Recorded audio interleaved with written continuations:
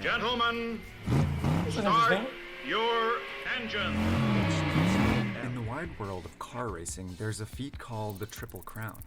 It's when a driver wins the sport's three most prestigious races, and only one has ever done it, a British driver named Graham Hill. In 1972, he won the 24 Hours of Le Mans race in France, the country that invented the first self-propelled vehicle.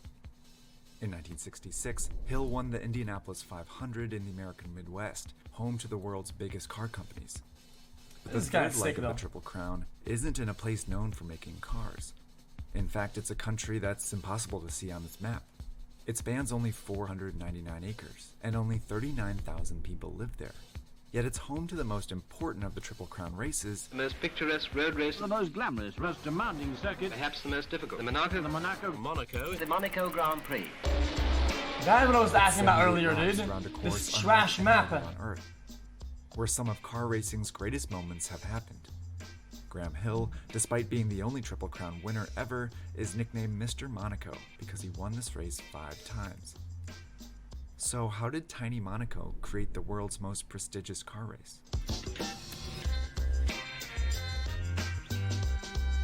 Yeah, how, man?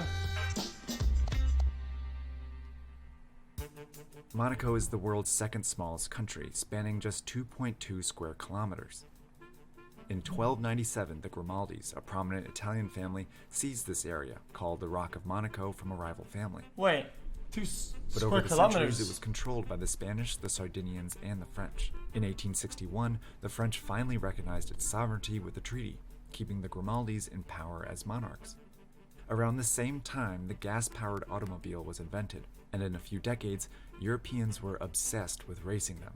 Car is it a city or a country? Bugatti and Peugeot would pitch their fastest models against each other, and countries began hosting national races called the Grand Prix.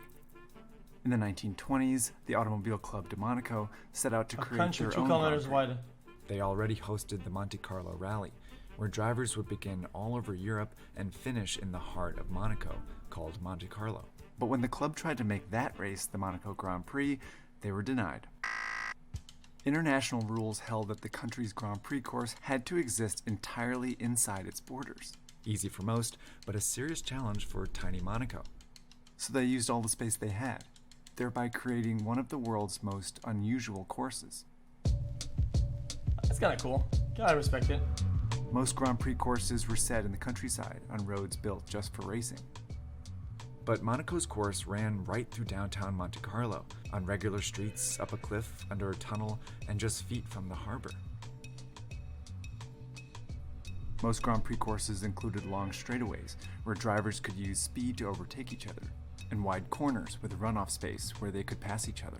But the Monaco course had very short straightaways, and the corners were perilously narrow. That was so cool, man. Meaning attempting a pass here meant risking a crash. Little buggy. This generated a new style of racing, where having the fastest car that wasn't looks as so important dangerous. as having the most skilled and daring driver. Well, this looks like the dying, first race man. in 1929 was a success, and in the following decades, the Monaco Grand Prix became part of the prominent Formula One league and known for generating some of the sport's most dramatic moments. In 1955, Italian driver Alberto Ascari was leading the race until he flew off the road and into the harbor here, a spot where many dreams would come to an end. In 1970, Australian Jack Brabham was winning until he crashed here, on the final corner on the final lap. And in 1982, catastrophe struck 5 drivers in the final 3 laps, starting with Alan Prost at the harbor. Can you watch this? And as Prost goes into the tunnel, he is now on his way to his 6th Grand Prix victory. And there goes Prost! Then Riccardo Patrese at the hairpin turn. Well, Riccardo Patrese now has all the pressure off. He only has to cruise around the finish, and he's sliding, and he's lost it. Then it was Didier Pironi's turn in the tunnel. No hope of catching Pironi, who goes into the tunnel for the last. Is that Pironi stationary? It is! My goodness! Man. He must have run out of petrol. And Andrea de Cesaris's at the casino. And that is De Cesaris's car. And finally, Derek Daly just a couple hundred meters from the finish line. Now, there is Derek Daly coasting to a standstill. This is unbelievable. And now Patrese is coming in to win. But while this course was unique in the sport, it alone didn't make the Monaco Grand Prix famous. It got help from the people watching here. And to understand how they got there, we need to talk about taxes. On boats. Remember that treaty in 1861 where the French recognized Monaco's sovereignty? Oh, Well, it no actually came shot. at a pretty steep price. Don't tell me they camp in the water in their boats so they don't pay the taxes or some shit. Previously, Monaco included all of this area, where citrus farms brought in most of the country's revenue. But in 1848, the people here rebelled against the Grimaldis, partly because taxes were so high. So to save their kingdom, the Grimaldis signed that treaty, giving France all this territory in exchange for their sovereignty and 4 million francs. But it left Monaco tiny and broke. To bring in money, the Grimaldis hatched a plan to offer Europeans something they couldn't get at home. At the time, many countries were passing laws that restricted gambling, so the Grimaldis had a casino built, eventually named the Casino de Monte Carlo. It struggled at first, but when a railroad was built connecting it to France, it boomed. By 1869, the casino brought in so much revenue that the Grimaldis stopped collecting taxes from its citizens. This was another opportunity to offer Europeans something they couldn't get elsewhere. Tax rates were rising in most European countries, especially on the rich. That's pretty Monaco cool. offered them a place to stash their fortunes. It made itself a tax haven. Europe's wealthiest people flocked to Monaco. They built luxury hotels, theaters, and mansions, and brought their yachts, and of course, their fancy cars. Before long, celebrities This is like joined a the fancy parties. Vegas for rich people, The tiny man. country entered the world spotlight when famous actress Grace Kelly married Prince Rainier Grimaldi III in 1956. Today, out of a population of 39,000 people, a third are millionaires.